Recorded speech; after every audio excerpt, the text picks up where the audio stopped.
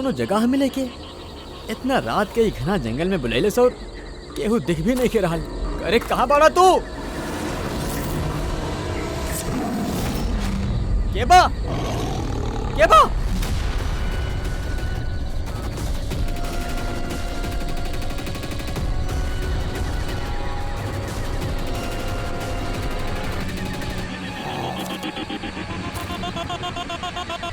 इन्हें बानी आगे आ जा। इन्हें बड़ा तो दिखाई काहे ना दे रहा। आगे आवा तो दिखाई देब ना। आवा आगे आवा।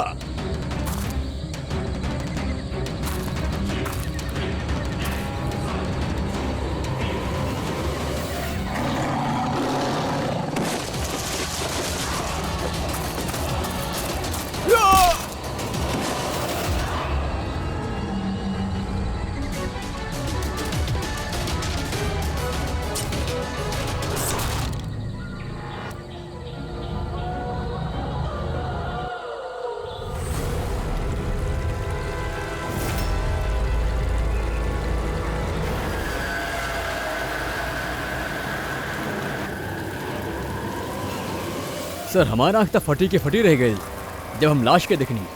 लाश के देखले कब आप लोग? मॉर्निंग में जब पेट्रोलिंग खातिर आयल रहनी। सर हम तो शौक रह गए नहीं लाश के देख के। सर ये साइड ये रहा लाश।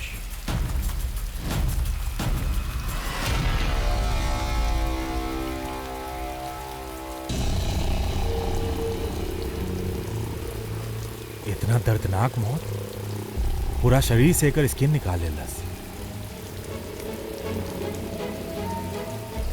कोनो जानवर के काम तो नहीं खे?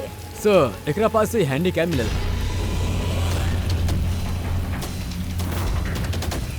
फुटेज चेक कर लीजिए एकर। और सर एकरे पास 3 बैग भी मिलल रहे। ओह जी सर।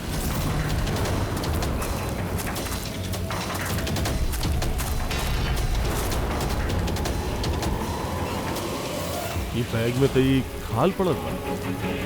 ये बैग खुलल रहे पहले से कि तू खोला? सॉरी सर वो चेक करे खातिर खोले रही। ओह नो, इमे भी खाल है। तीनों बैग में खाल। खूनी पहले खून कैलस, फिर खाल निकाल के तीनों बैग में डाल देलस। बाकी खूनी ऐसा कैलस का है?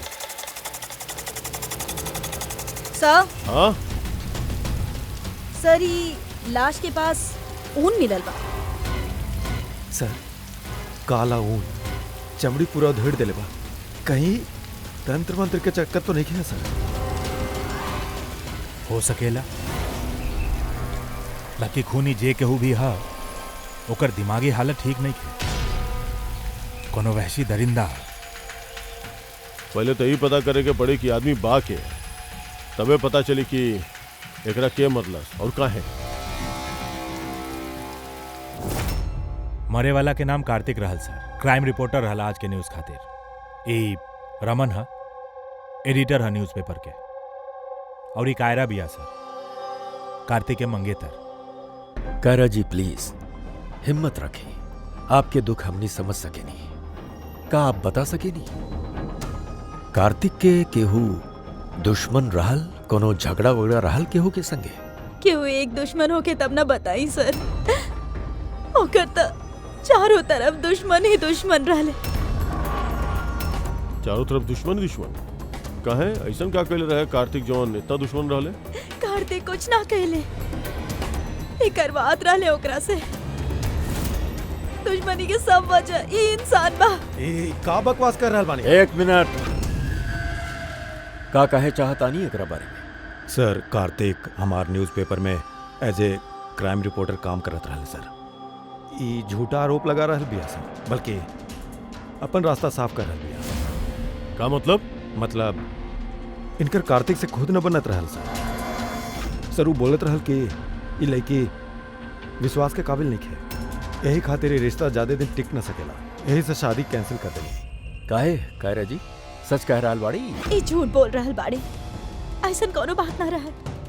और छोट मोट झगड़ा हर रिलेशनशिप में होखेला।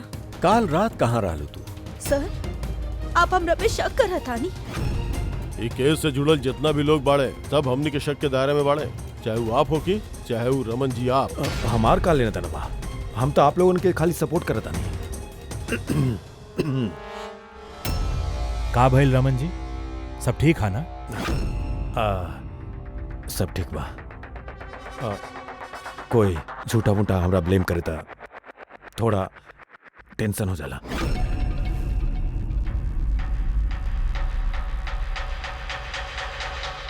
क्राइम रिपोर्टर रहल तो हो सकेला कोनो अपराधी के खिलाफ लिख देले होके कोनो आर्टिकल वगैरह, तो वह सर काफी दिन से वो कोनो केस पे काम ही न कैला सर।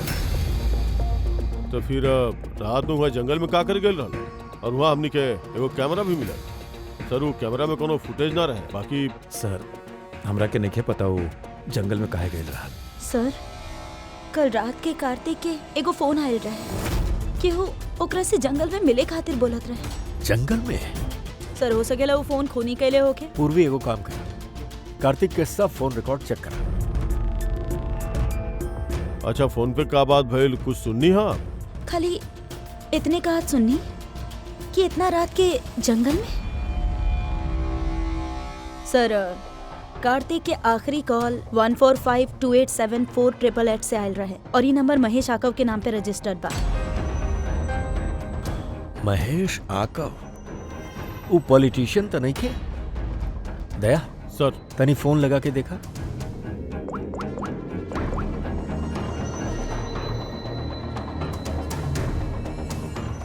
लगा था ये नंबर ब्लॉक बस है।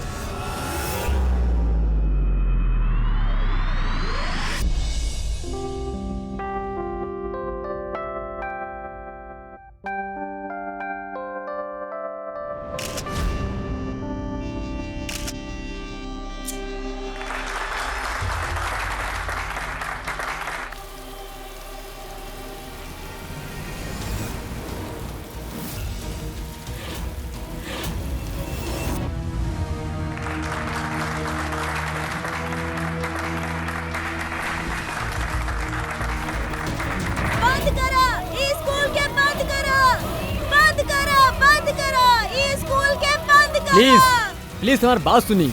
आप लोगों के आगे हम हाथ जोड़ता नहीं। देखिए सारिका जी, रजनी जी, उज्जवल जी, प्लीज ये हो हल्ला बंद करी, ना तो हमारा पूरा प्रोग्राम स्पॉइल हो जाए। प्रिंसिपल साहब जब तक हमनी के न्याय ना मिलेला ये हॉल ना ऐसे ही चलत रही। मैम आप समझे के कोशिश करी। हमनी सब समझ चुकल बानी, अब आप समझे खातिर तैयार हो जाए। बंद करा स्कूल बंद करा। We want justice, we want justice, we want justice. बंद करा स्कूल बंद करा, स्कूल बंद करा। We want justice. देखा यहाँ जॉन भी लिस्ट है ना? ओके सॉरी सर, आप अंदर न जा सकेले। हमने सीआईडी से बानी। सीआईडी?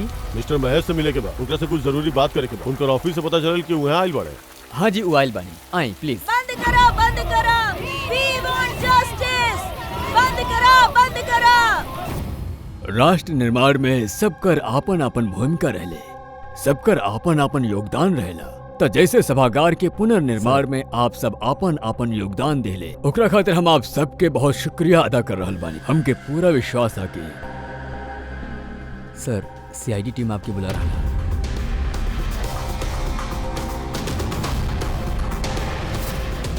ये आदमी कार्तिक बा, एकर खून हो गई। अरे खून हो गए तो हम क्या करी? हम न जाने नहीं है के। अगर आप एके ना जाने ले तो फिर आप कल रात फोन पे के जंगल में कहे बोले नहीं? हम बोले नहीं, हमें के ना बोले नहीं। हमनी के पास आपकी कॉल डिटेल्स बा। कल रात 8:30 बजे आप ही कार्तिक के मोबाइल पे फोन कैले रहनी है ना? हम कहा था नहीं कि हमें आदमी के ना जाने नहीं तो ना जाने नहीं, हमें के काहे फोन करब? तो फिर कार्तिक के कॉल रिकॉर्ड्स में आपके नंबर कैसे आए? सर हम ना जाने नहीं बस। और सर फोन कब से ब्लॉक हो गए रहे?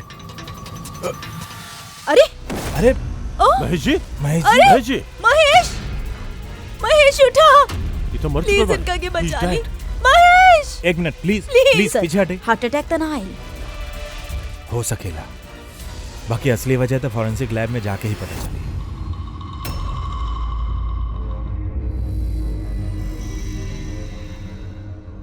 सुनैना कहाँ जा रहल बारू तू?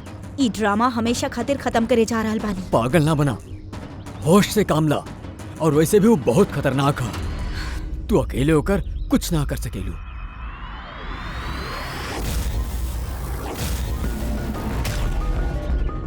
ई लड़ाई हम अकेले लड़ सकेनी। सुनैना,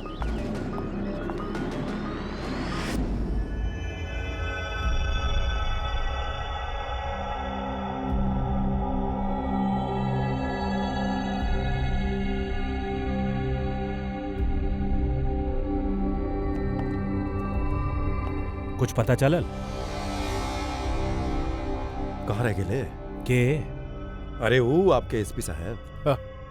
वो अपन पोता अर्जुन के लेके अस्पताल गेल बड़े, रूटीन चेकअप करा गए। ओ अच्छा अच्छा, गुड गुड। अरे सारिका जी,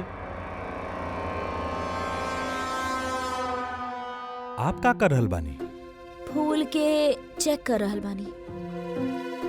फूल?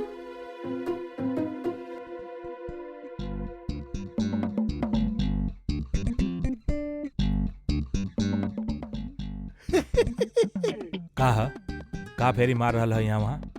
ऐसा लागता जैसे कि जैसे शादी में शादी का शादी में एक दूसर के गले में फूल के माला। डॉक्टर सारिका, कुछ पता चलल डॉक्टर सारिका? हाँ, यह कि यही माला की वजह से महेश के मौत भइल। का? ई माला के वजह से महेश की मौत भइल है? कैसे? अभिजीत, कैसे मौत भइल है ई हम बताने। ई फूल देख रहल बड़ा, ई साधारण फूल नहीं खे, एगो जहरीला केमिकल छिड़कल बा इन पे। हम बता रहल बानी वो कौन से केमिकल है।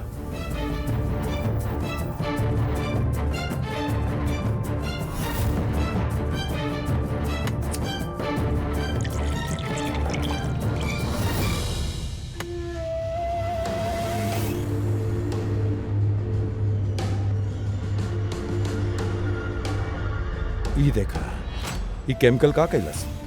ई खून देख रहल बड़ा जम गई। बस ई जहरीला केमिकल इहे करेला, ब्लड वेसल्स के जमा देवेला। मतलब जैसे ही ई हार महेश के गला में गई, जहर एकरा स्किन के थ्रू ओकरा शरीर में चल गई। हाँ, ई देखा, ई देख रहल बड़ा, ई गला पे और यहाँ पे ई लाल लाल निशान, यहाँ से वो जहर एकरा शरीर के अंदर गए। ई हार जहाँ जहाँ स्किन के कांटेक्ट में आयल वहाँ वहाँ लाल धब्बा हो गए। इस जहर ई हार के जरिए बॉडी के अंदर गई और खून जमा दिला। बिल्कुल। अब देखा ओके हार्ट अटैक कैसे भइल। ई देखा, ये आर्टरीज हार्ट तक खून पहुंचावे थे। बाकी फूल में लगल ई जहरीला केमिकल के वजह से ये आर्टरीज में जो खून रहल उ जम गए और उहे हार्ट तक पहुंचे के रास्ता ब्लॉक कर दिलस। तो खून हार्ट तक ना पहुंचला के वजह से ही हार्ट काम कल बंद कर दिलस और यही से महेश जी के मौत हो गई। एग्जैक्टली। ई केमिकल कौन से रहल, पहचान ले? बहुते साधारण केमिकल है, आसानी से मिल जाला हर जगह। ई स्कूल के केमिस्ट्री लैब में भी मिल सकेला? हाँ मिल सकेला, एकदम मिल सकेला। अच्छा, हमके ये हार में से कुछ और भी मिलल बा का? आप ये हार के ध्यान से देखी और बताएं कि कौन कौन से फूल लगल बा इमे। गेंदा के फूल बा, ई गुलाब है, लिली है और ई का है पति जैसन। सुंगी एकरा के? एकरा सुंगे क्या? ई हार ता अरे सुंग ला यार, कुछ ना होके। ई कहता नहीं तब फिर कुछ ना होके। अरे लहसुन? एग्जैक्टली, लहसुन के पत्ता, प्याज के फूल और साग, हर्ब्स भी बाई हार में। खून करे खातिर ई हार में लहसुन और प्याज के पत्ता डाल देलस। यहाँ दो खून भइल बा, कार्तिक के और महेश के। दोनों खून अजीब तरीका से भइल बा। कोनो ना कोनो कनेक्शन तो होके दोनों के बीच में। संबंध तो बा। ई महेश के फोन से कॉल कल गए ना कार्तिक के। हाँ यार, बाकी महेश कहले रहल कि ओकर फोन ब्लॉक है, जबकि कार्तिक के फोन रिकॉर्ड में महेश के नंबर बा। वो महेश के फोन अच्छा तरीका से चेक करे के पड़ी। चक्कर का है?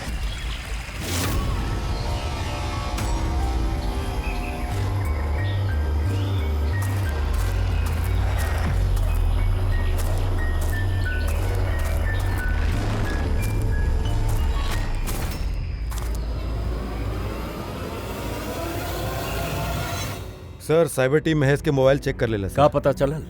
सर यह कि फोन कॉल उनके फोन से गई ही ना रहे। ओकरे फोन से कॉल ना भाई? नहीं के सर। महेश सच बोलत रहा? हाँ सर। सर ये कार्तिक के फोन पे महेश के कॉल कैसे आई? सर उ लोगन के कहना है कि फोन कोनो दूसर फोन से कइल गेल रहे। महेश के फोन के हूबहू कॉपी कइल गेल रहे सर, क्लोनिंग करल गइल ह। अच्छा तो सारा चक्कर ई बा। हर हैंडसेट के IMEI नंबर होखेला, तो जे भी फोन कैलस उ महेश के हैंडसेट के IMEI कॉपी कैलस और फिर उ नंबर से कार्तिक के फोन कैलस। और जैसे ही मोबाइल कंपनी के पता चलल कि एक ही IMEI नंबर के 2 नंबर है, तो महेश के फोन के इलीगल समझ के ब्लॉक कर देलस। सर जब महेश मोबाइल कंपनी में कंप्लेन कैलस तो दूसरा नंबर भी ब्लॉक कर देला सर। सर फोन ब्लॉक करे से पहले वही फोन से एक कॉल और करल गइल ह। केकरा के? सर नंबर मिल जाए सर, हम नाम देखत नहीं।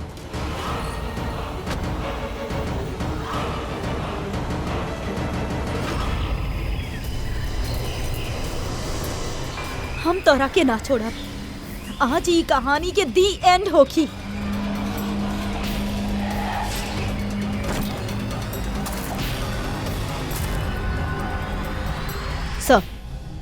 सर हम स्कूल में सब लोगन से पूछताछ कैनी।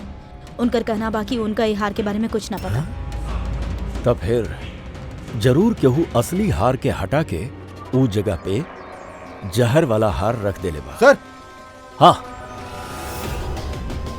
सर ओकर नाम जो है ओकर नाम सुनैना है सर, और ई मोबाइल कंपनी ओकर आईडी भी भेजला सर। ये देखिए इनॉग्रेशन के समय वहाँ स्कूल में रहा। तो फिर ये औरत जरूर स्कूल में काम कर रहा होगी, और अगर ये औरत के फोन गईल बा तो फिर ये औरत के भी जान के खतरा बा।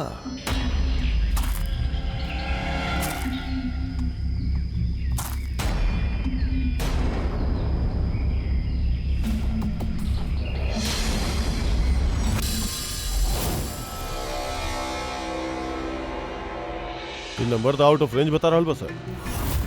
पंकज ये नंबर ट्रेस करा, पता करा ये बात कहाँ पाऊ।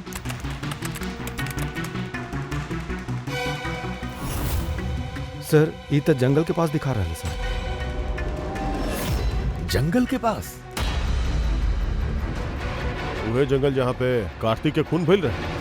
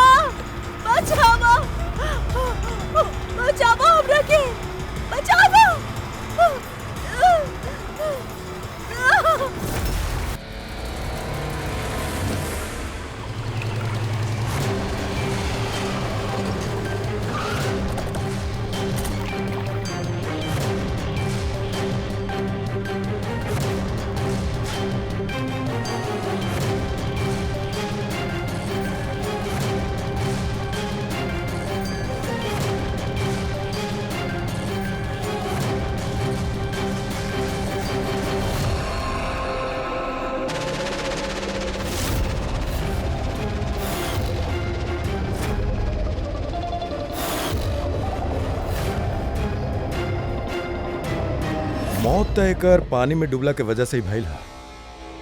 बाकी इनकर सर के बाल में से हमने के ही मिलल बा मकड़ी के जाला। मकड़ी के जाला? सिर के बाल से? ये लड़की जंगल में गेल रहे तो हो सके लेकर बाल में लग गेल होगी। 6 अलग अलग टाइप के मकड़ी के जाला मिलल बा इनका बाल से।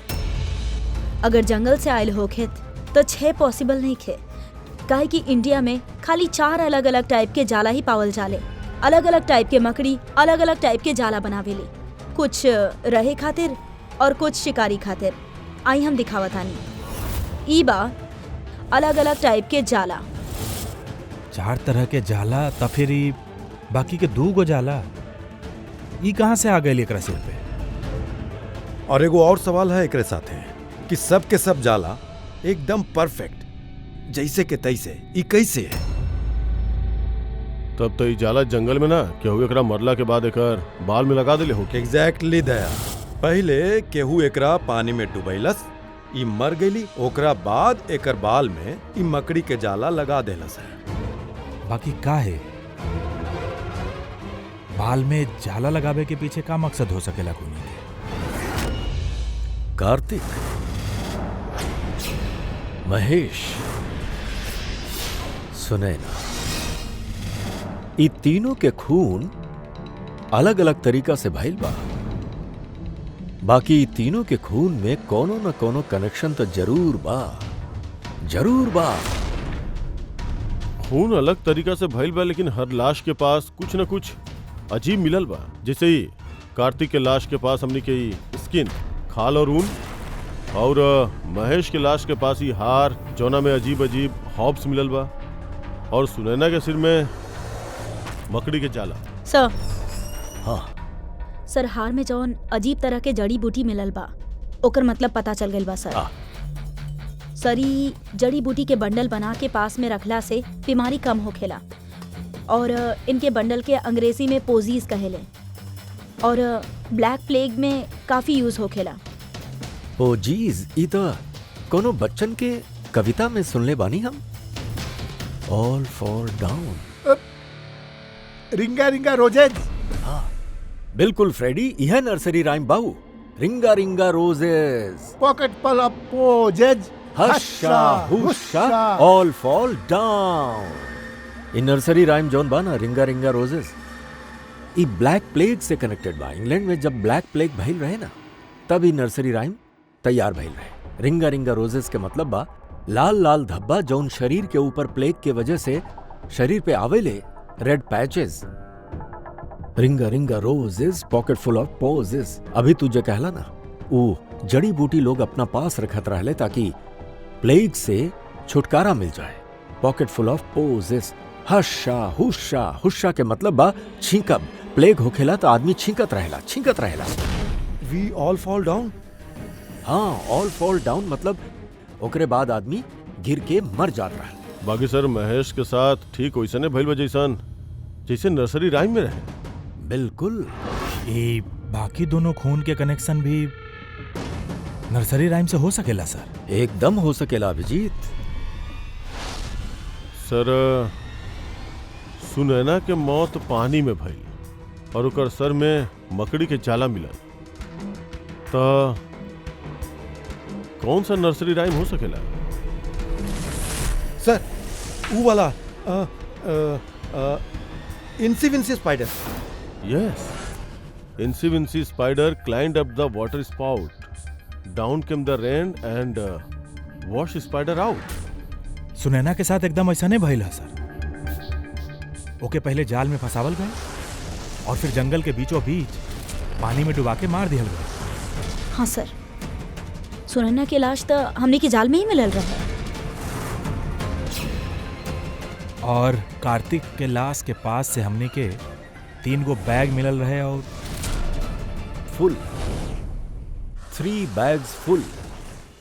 बाबा black sheep, have you any wool? Yes sir, yes sir, 3 bags फुल।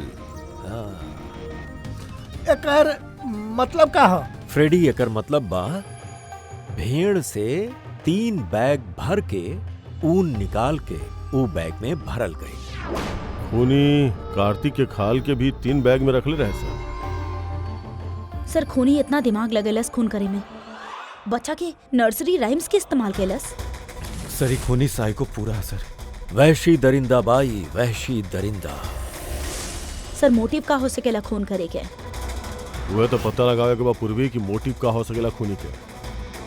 सर ये महेश एगो कॉर्पोरेटर रहे, सुनैना एगो सोशलाइट, कार्तिक एगो क्राइम रिपोर्टर। सर ये तीनों के प्रोफेशन के लेके ही बात सर पूछिए। एगो काम करल जाओ दया, ई पेपर के एडिटर से जाके मिला रमन से और उसे पूछा कि पिछला कईयों महीना में कार्तिक कौन सा क्राइम स्टोरी पे काम करत रहा, और रहल ई खूनी के बच्चन से जरूर कोनो न कोनो कनेक्शन बा। यही से वो नर्सरी राइम्स ऐसे इस्तेमाल कैलस। और फिर ये तीनों खून जे भइल बना, उहो स्कूल से कनेक्टेड बा। स्कूल, नर्सरी राइम्स और बच्चा लोग, ये खूनी के जरूर कोनो न कोनो कनेक्शन बा बच्चन के संगे।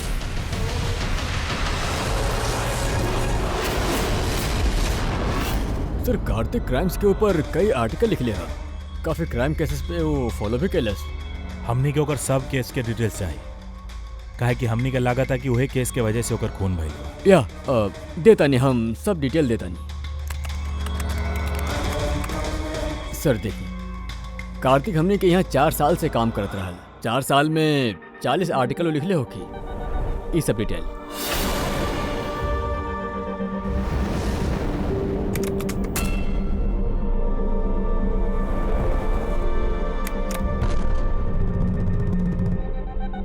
मार्कर स्कूल, ये कार्तिक मार्कर स्कूल के केस कवर करत रहा।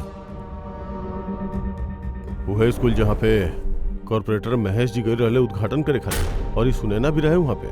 हाँ, ये में लिखल है 4 बच्चन के मौत भइल रहे स्कूल के खाना खैला के वजह से। हाँ सर, कार्तिक यही विषय पे इन्वेस्टिगेट करत रहा। पहले तो कहत रहल कि बहुते इंटरेस्टिंग है, फिर कहे लागल कि बच्चन के मौत बाहर के खाना से भइला। ये लोग तो वह बाड़े ना जो स्कूल के बाहर खड़ा रहा जब हमने महेश जी से मिले गए रहनी। कहीं ऐसा तो ना कि अपन बच्चन के मौत के बदला लेवे खातिर यही में से केहू इशारा खून के लिए होके? हो सकेला, कुछ न कुछ तो लेना देना है एकर ये खून से। लेने देना बात सर, हमने के बच्चन के मौत में ई लोगन के भी हाथ था। ये बच्चन के मौत में ई लोगन के कैसे हाथ था? इतना इन्वेस्टिगेशन सही मालूम हुई, यही खातिर तो हम लोग प्रोटेस्ट करता नहीं। जब तक हम लोगन के न्याय ना मिल जाए हमने चुप नहीं के बैठे वाला बानी। देखी नीरज जी, इमें स्कूल की कोनो दोष नहीं खे, ये पहले की इन्वेस्टिगेशन से साफ हो चुकल है। अगर इमें स्कूल के कोनो हाथ नहीं खे तो आप हम लोगन के साथ काहे ना बानी? दोषी लोगन के काहे बचा रहा है? हम दोषी लोगन के साथ काहे देव? वो हादसा में हमार बेटी भी शिकार भइल रहे, और आपको याद है सबसे पहला हमला हमरा ऊपर ही भइल रहे। हमला? जी सर, बच्चन के मौत की खबर फैले थी, लोग हमरा के टारगेट करे के शुरू कर देले रहल। हमार मुंह काला करल गईल, हमार ऑफिस तोड़ दिहल गई, स्कूल के बहुत बदनामी भइल रहे सर। वैसे ही हादसा भइल कैसे रहे, कुछ बता सके नहीं आप लोग? स्कूल के खाना खैले रहल बच्चा लोग, न जाने वो खाना में का रहल। और ऑटोप्सी रिपोर्ट में भी सर ये रहल कि सड़ल खाना खैला से बच्चा लोग की मौत भइल। महेश जी के अलावा और केकर केकर खून भइला? कार्तिक और सुनैना। बाकी हमरा खुशी बा कि महेश और सुनैना मर गए। कहे आपके ही बात की खुशी का है? सर, ई लोग केस के दबावे की पूरा कोशिश कैले। ई लोग स्कूल से जुड़ल रहले, अपन इज्जत बचावे खातिर लोग ऐसा कैले। बाकी कार्तिक के हम लोग ना जाने नहीं। अच्छा ये बताइए, आप लोगन के बच्चन के नर्सरी राइम्स पसंद है? ऑफ कोर्स सर। हमके अच्छा से याद बा सर, हम लोग बच्चन के साथ बाहर गए रहनी, जहाँ केओ फायर में सब बच्चा लोग आपन आपन फेवरेट राइम्स गए रहल। एक वीडियो भी बा हमरा पास सर, ई देखी।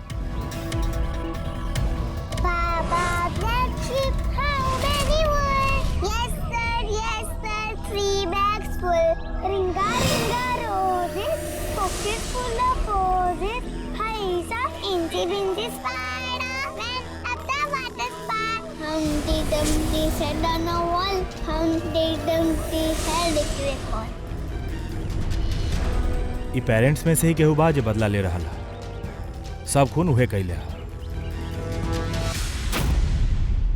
आदर्श, तू सुनैना के पति बाड़ा, यही से ही बच्चन के मौत के बारे में जरूर कुछ जान रहा होखबा। और फिर यह बतावा कि सुनैना के का संबंध रहल ई सब से? सर, कोनो संबंध ना रहा। अगर महेश के कुछ इन्वॉल्वमेंट रहा तो वो हमरा जरूर बताई। तो फिर महेश के खून होके के पीछे का वजह हो सकेले? वजह बड़े कार्तिक के दुश्मन। के हो कर दुश्मन? हम नहीं की जानत सर। करण जी, हमनी के लगा था कि आप हमनी से कुछ न कुछ छुपा रहल बानी। हम भला आपसे कुछ काहे छिपाई? आपके तनी से जानकारी केहू के जान बचा सके। खूनी के अगला निशाना केहू के माँ बाप भाई बहन केहू भी हो सकेला। खाली आप लोगन उस सबके जान बचा सकेला। बतावा आदर्श, तू बच्चन के मौत के बारे में जरूर कुछ ना कुछ जानेला। बतावा जल्दी। वो बच्चन के मौत स्कूल के खाना से भेल रहे। बच्चन के जो स्कूल में खाना दिहल जात रहल ओमे आधा पैसा सरकार के होत रहल और आधा पैसा पेरेंट्स देत रहले, जेकर महेश और सुनैना गवन कहत रहले।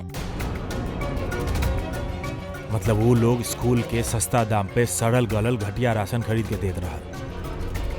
कार्तिक के ये बात पता चल गल रहे। वो एक खबर के छापे के बचा है उनके ब्लैकमेल करे लगले। पैसा कमाए के चक्कर में खबर दबा देला। सर, ये तीनों लोग मिल के मासूम बच्चन के मौत से कमाई करत रहल। यही से शायद उनके एक एक करके मार देला। सर, पता नहीं खे चल रहा कि खूनी के बा और ओकर चौथा विक्टिम के हो सकेला। सर, इहो भी तो हो सकेला कि वो चौथा विक्टिम होके ही ना। रेडी, चौथा विक्टिम तब बा। देखा, 4 बच्चन के तो मौत हो ही चुकल बा। ओमे से 3 बच्चन के मौत के बदला ले बा। Baba Black Sheep, have you any bull?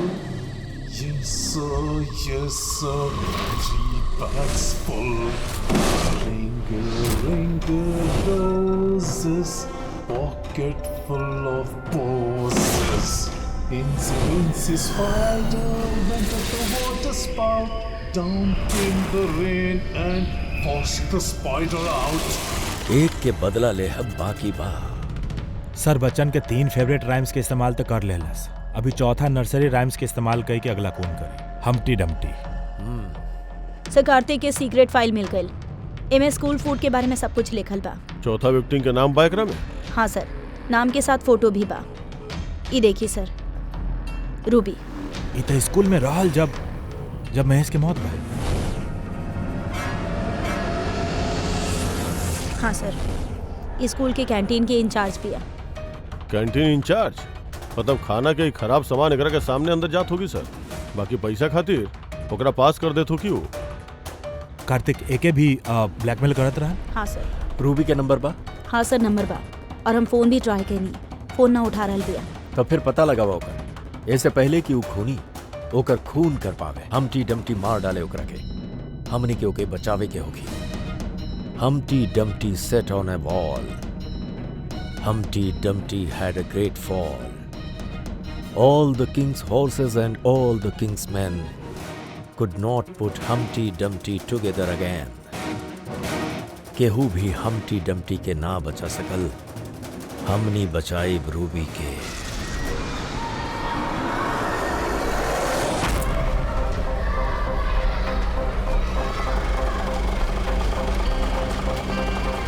जंगल की तरफ चली भैया। सर, ये रूबी के लास्ट लोकेशन स्कूल है सर। स्कूल?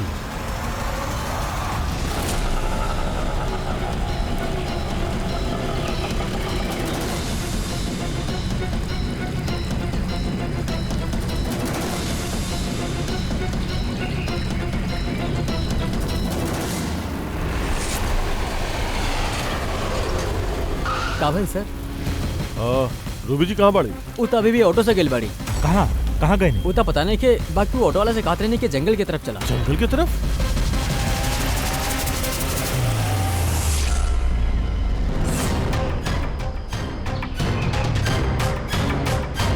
रानी बेटा,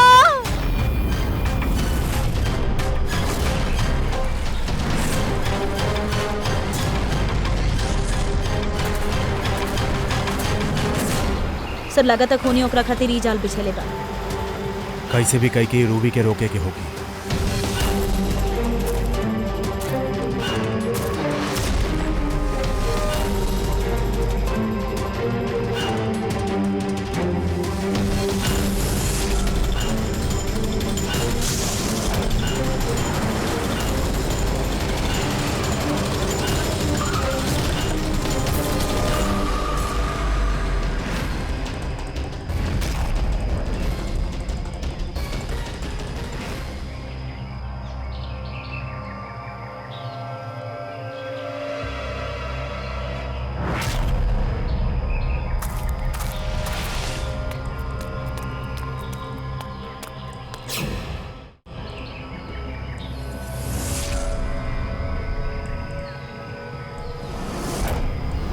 तो रानी की आवाज बा।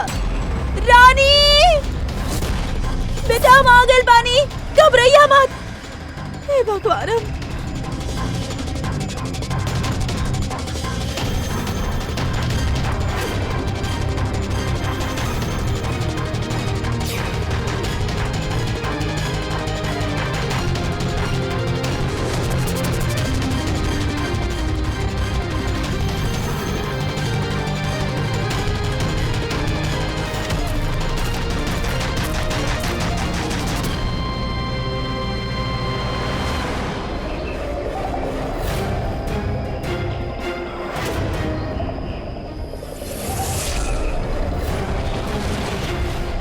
हमारे अलबानी बेटा।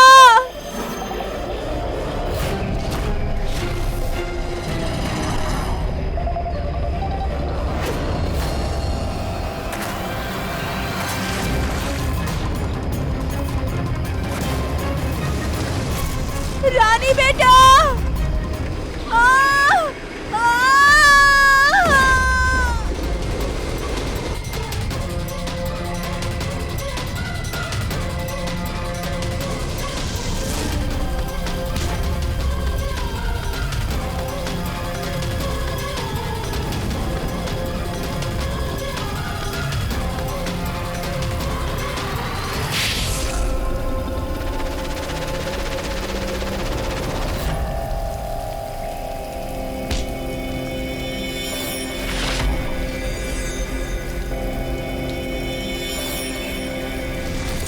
वो हादसा में हमार बेटी भी शिकार भइल रहे।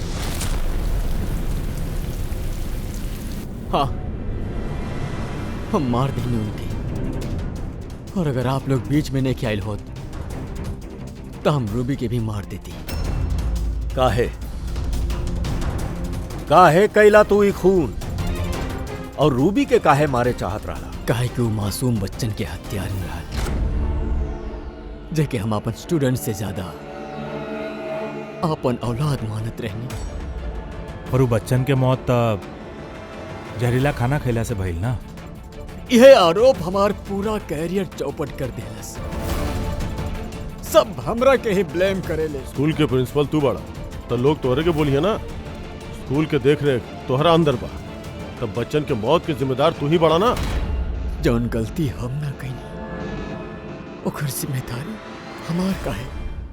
सब यह कहेले, यहाँ तक कि हमार घर के लोग और हमार बेटी हमरा से बात भी ना करत रहे। ओके लागत रहे कि हम ही केस में इन्वॉल्व बानी। हमके लागत रहे कि ई महज एगो एक्सीडेंट रहल, बाकी असलियत तो कुछ और ही निकली। कैसन असलियत? एक दिन कार्तिक और सुनैना के बात करत हम सुन लेनी। ओ सुनैना के ब्लैकमेल करत रहल। 5 लाख? पागल हो गए हम कहाँ से लाई इतना पैसा? तू समझे की कोशिश कर, हम ऐसा ना कर सकेनी प्लीज। रिलैक्स, इतना बड़ ट्रस्टी के बेटी होके तू हमके 5 लाख रुपए ना दे सकेलू महीना के? ओह कम ऑन प्लीज 5 लाख। देखा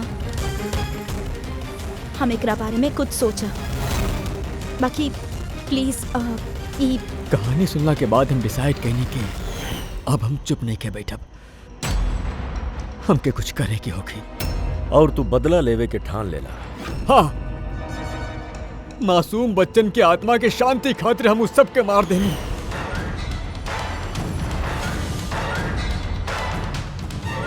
गुनाह कैला से सुकून ना मिलेला प्रिंसिपल साहब, अच्छा कर्म कैला से सुकून मिलेला। तोहार तो दिमागे ठिकाना पे नहीं खे, तोहके मेडिकल हेल्प के जरूरत बा। ले जा इनके। Humpty Dumpty sat on the wall. Humpty Dumpty had a great fall.